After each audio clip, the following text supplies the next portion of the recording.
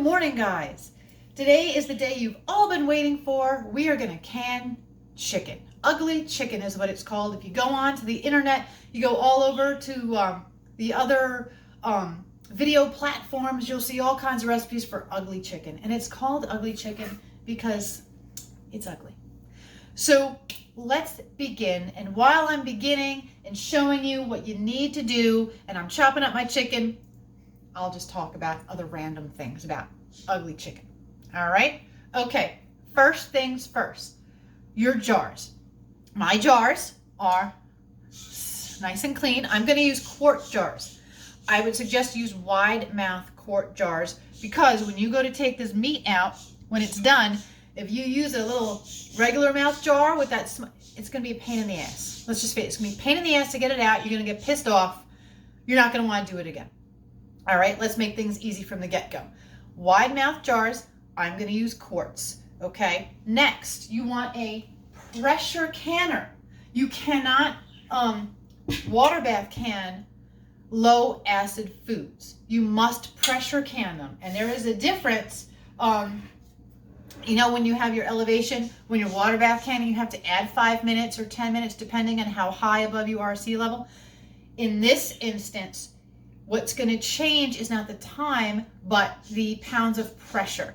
All right, so the first thing we're going to do with our can, I don't know if you can see this, but if you look inside the canner, all right, okay, there are lines, like little dents, okay, and you need to fill your canner to, at minimum, the lowest line in here. The lowest man on the totem pole is where you're filling this with water. So mine is right here, and I can see it because there's also a water line from all the times that I've canned. And this is about 3 quarts of water. So we're going to fill this up with our 3 quarts of water. I already have one here, so let's see how true that is. That's 1. And I'm just using the jars that I had rinsed out before. Let's see here. 2. Might be a little more than 3, but who knows? Not a big deal, you know. And you know, you'd rather have more water than not enough. It needs a tad more, just the tiniest little bit. So I'm going to put this in and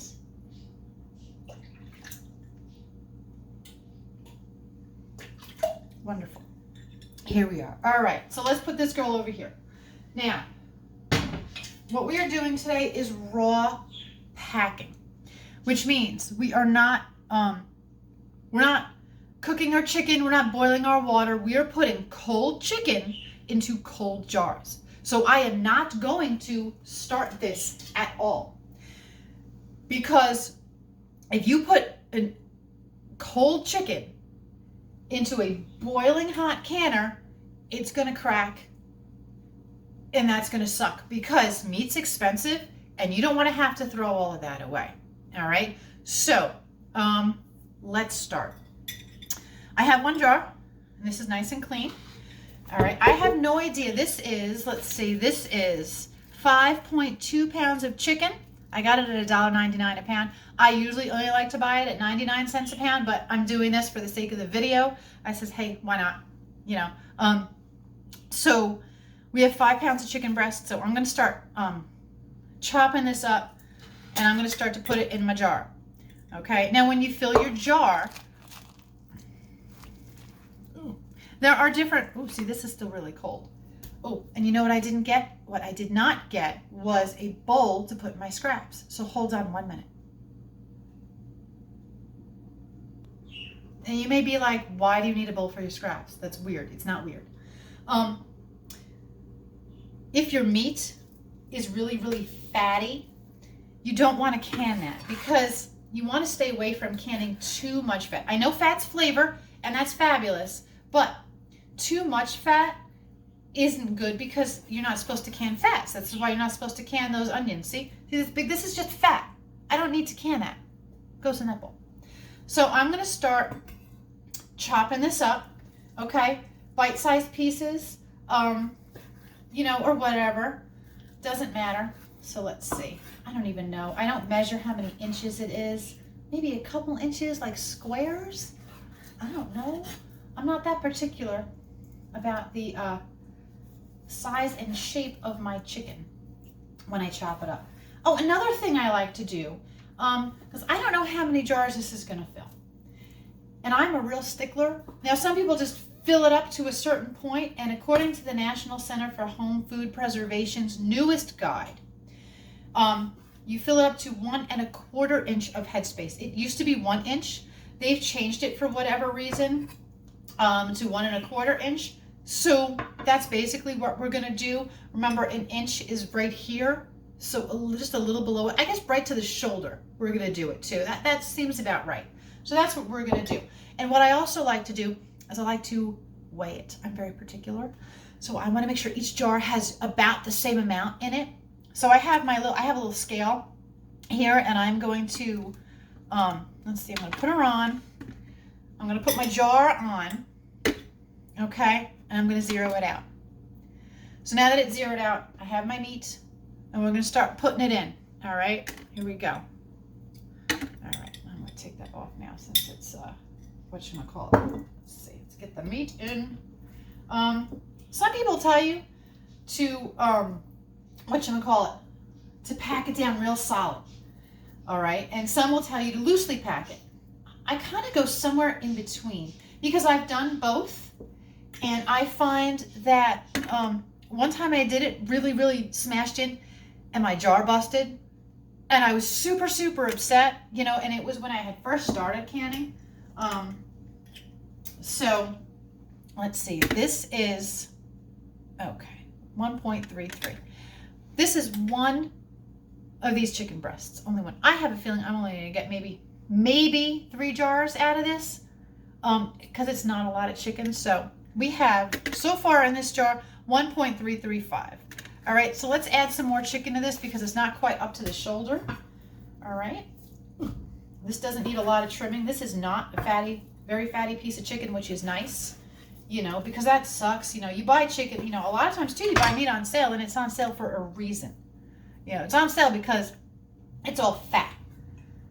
And then you feel like you got ripped off. And, you know they put the pretty pieces of meat on top, you know, for a reason. So that you're like, ooh, like with the bacon. You know how your mom always taught you to turn the bacon over?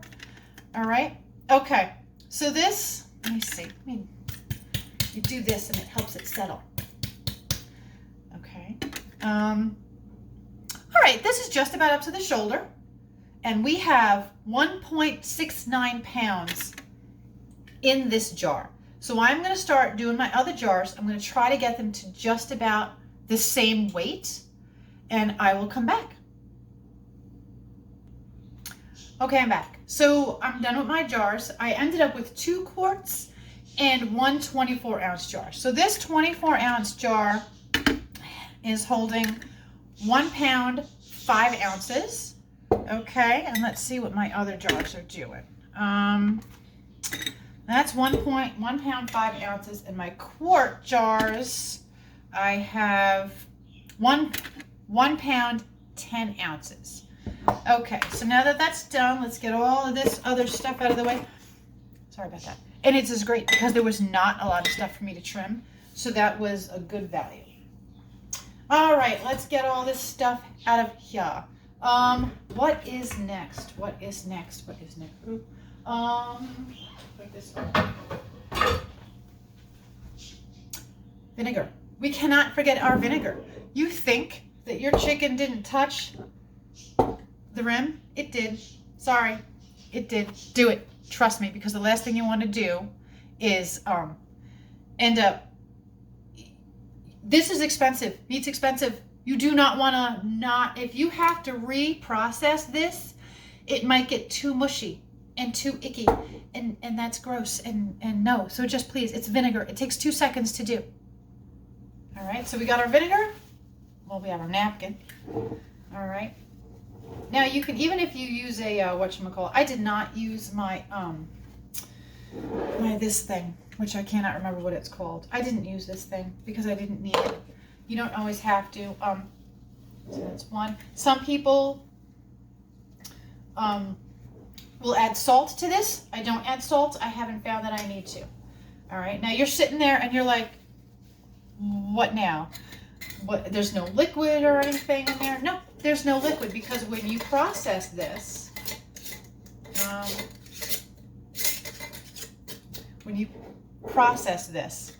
it's going to make its own juice. Okay, so when it comes out, you're going to have liquid probably about halfway up. Everything above the top is going to be dry, and that's okay. All right, because as long as it is sealed, we're good. Okay, so let's get these girls into our canner. All right, one. I know this is quick. This Presto canner, I cannot remember the size. It is the smaller of the two. Will hold 7 quart jars. All right, and I have 2 quarts and a 24-ounce jar. 24-ounce jars are like the unicorn of jars. They're very difficult to find, and they're fabulous because my family of 3, when I do vegetables, a pint doesn't feed all of us, and a quart is way too much. So the 24 ounce is just right for all 3. I only have 3 in here, and I have my 2 jars of water that I canned when I did the jelly the other day to kind of help balance it out. So I'm gonna put these in here as well. I mean, heck, mine is right. It's not gonna do anything. We're in. The girls are in. Next, your leftover vinegar. I add it because what it does is, if you have hard water, if you're using minerals in your water, might make the jars cloudy. And the vinegar in the water will keep them from doing that. And you do want your jars clear because it just looks nicer. You don't want them to be schmutzy and ugly looking, even though this chicken is not attractive. And maybe if you don't see it, it's better that way. So here we go. We're in the pot. We're good. All right. Everybody looks nice. What is this? Is this schmutz?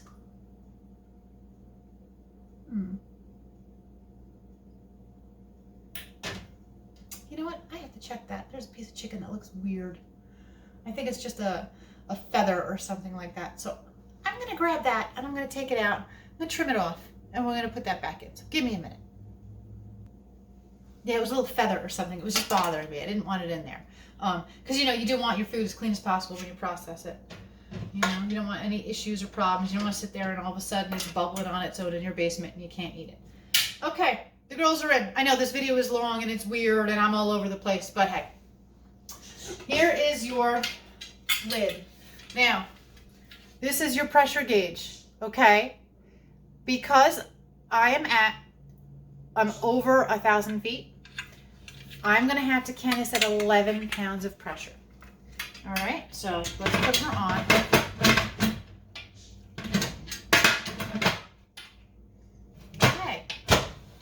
Okay. According to the book, The Complete Guide to Home Canning from the USDA, which is free. Remember I told you it's free? Download it, look it up, print what you want, bind it. That's what I did. There's a section on canning poultry, chicken or rabbit. If you go down, recommended process time for chicken or rabbit in a weighted gauge pressure canner. You are going to want to do, we're doing raw quarts. Even though that one jar it's over a pint, but it's under a quart, you're going to want to go with the higher, because a pint you're going to do for 75 minutes. Quarts you do for 90. But because your 24-ounce jar is more than a pint, you do it for 90. Your elevation when it comes to pressure canning does not change the time like it does when water bath canning. In this instant, we have to change the pressure. So, according to this, 0 to 1,000 feet, we have to can this at 10 pounds, okay? Right? But we are above 1,000 feet. So we are going to want to do this, let's see, without bones. Oh, above 1,000 feet is 15 pounds of pressure. Interesting. Interesting. Okay. That's what we're going to do. So let's put her on. All right, I've started her up. Next, we have to wait now. This is going to get super hot, and steam is going to come out of this valve. When steam starts to come out of this valve like a train engine, then you set your timer for 10 minutes. Okay? Trust me. After the 10 minutes is up, you're going to put this weighted gauge on here. Okay? And then your gauge, when this gets to 15, because for us we're at 15, when this gets to 15, okay, we're going to put this on. We're going to start our timer. All right? We're going to can this for 90 minutes. That's an hour and a half. So this process takes a while because we have to wait for this to get up. So this is going to probably take 20 minutes. Then it's got to steam for 10. Then this goes on. And then you have to wait for it gets up to however many pounds you need to get up to. Then you start your timer for 90 minutes. Okay? If this pressure goes below what the recommended pressure pounds is in here, you have to start over. Okay, so if it's at 15 and you walk away, you go and you vacuum and you walk the dogs and you hang out and you start playing video games and you come back and this is back at 10, you're fucked. Yeah, that's right. I said it. You're fucked. You got to start this all over again for another 90 minutes. Don't do that. Pay attention. All right, stay in the kitchen. Keep an eye on it. Do some dishes. Sweep the floor. Okay. I don't know. Read a book. Hang out. Okay? If you have other things to do, if you have kids running around the house, if you have chores to do and you have to keep leaving, I'm not saying you can't leave for 5 minutes, but if you think that you're going to be gone for a half an hour, this is not the time. All right? You need to have time to do this. You need to pay attention. All right? So that's what we're going to do. What else do I have to yak to you about while I'm waiting for this? Because it's been it's been a long time. Nobody wants to talk about this for a long time. So why would you? Why on earth would you do this? Okay, it seems like it's very time consuming and it's very aggravating. Well, during Hurricane Sandy, when I was in New York, right? In Staten Island, we lost power for a freaking week. A week. Okay? You know what happened? All the meat in my freezer started to go bad. Because every time someone opens it up, I'm hungry, all the cold comes out. And if your freezer is not packed, balls to the wall, packed, okay, you're going to lose, stuff's going to start to defrost. And that is a lot of money. So if you have the space, pressure canning your meat is a really great option if you want to preserve proteins. And proteins are really essential. And of course, you don't have to do them in quarts. You can do these in pints, which is fabulous. A pint of chicken is great for chicken salad. And like with all food processing, your food is going to cook. So when you dump this out, when you go to make this, this is already cooked. It's going to be cold and it's going to be unattractive. But like for chicken salad, you get a pint, drain off the liquid, put it into a bowl, just like if you bought a can of chicken in the store. Put it in a bowl, smash it up, put in all whatever you want to put into it to make your salad. And it's cooked and it's ready to eat. All right? If your power goes out, if you don't have a stove or anything like that, and you want to make something hot, if you have a yard or your grill, it's already cooked. All you have to do is put it in a pot and heat it up. You're good to go. You can add whatever flavorings you want to it. And it's going to make its own broth, which is fabulous. So what you do is, what I like to do for a quick meal is I will, I'll start up a roux in a little pot, and I will drain the liquid from my jar into there, and I'll mix it up. And I'll make kind of a gravy. It doesn't make a ton of gravy, but it makes a good bit of, like, you know, sauce. And you can add maybe a half a cup of chicken stock or beef stock, depending on what your protein is, to it. Then you put your meat in. And it's going to shred. It's going to shred beautifully because it's not going to. You're not going to be slicing this. This is not chicken cutlets. You're not going to be slicing this up. This is going to be shredded for the most part. And then put it on noodles. You can add some Mexican spices and serve it with rice and beans. You could add some more American savory spices and have and serve it over egg noodles or something like that. Or, I don't know, Asian spices. Serve it with something. Serve it with potatoes. Just take some potatoes, you know, make like a hash kind of a thing. There's a lot of options. Tacos, burritos, any sort of salads, casseroles, you know, it's already cooked. And that's what's great about it. It's super quick, it's super easy, super convenient. And that's why I like it. And if you're spending a lot of money on meat, if you have a big family, you don't have a lot of space in your freezer, you live in an area where the power goes out, where the weather gets really hinky during the winter, you know, this is a great option, you know. Or what if you're injured?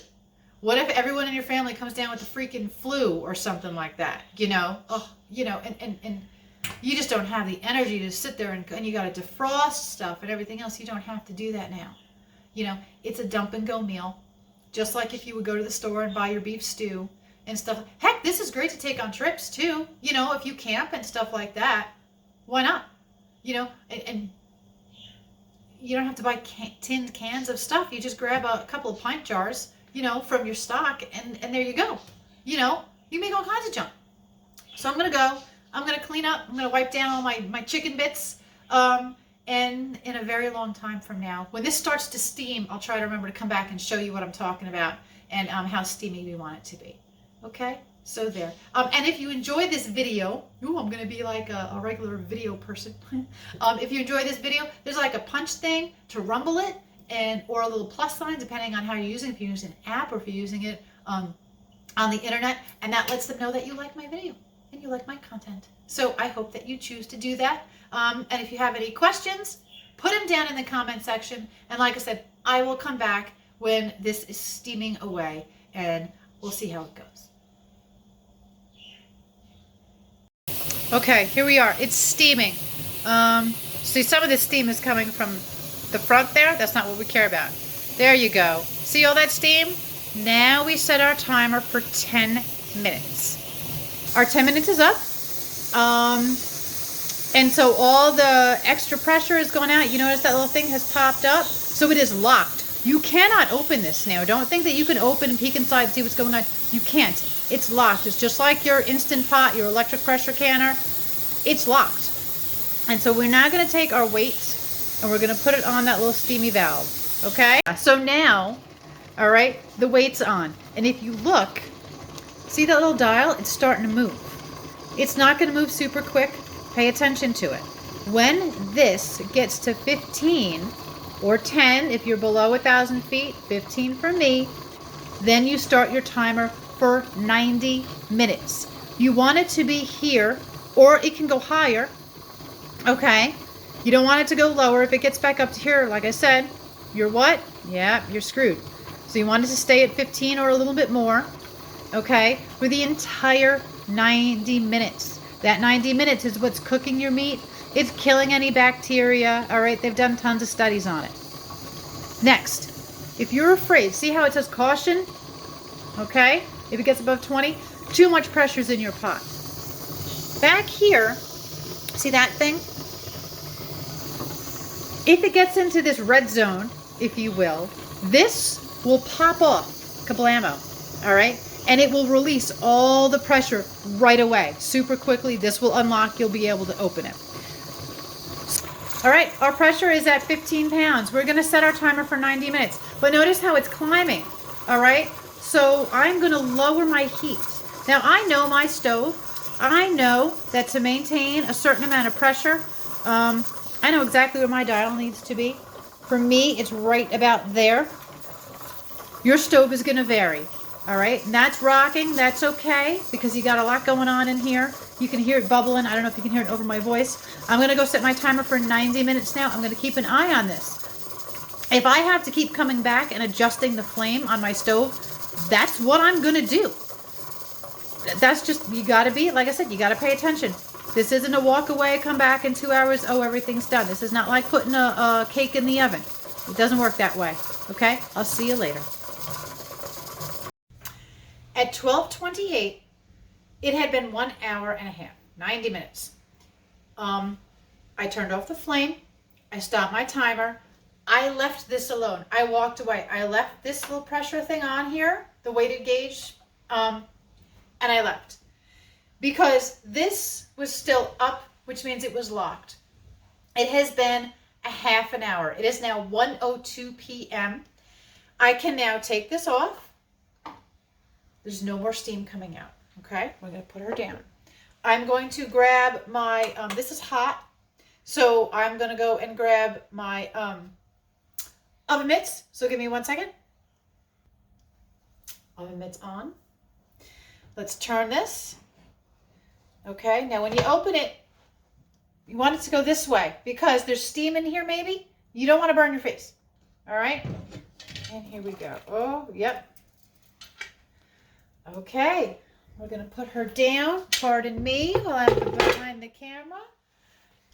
Well, nothing has exploded. Yay, that's fun.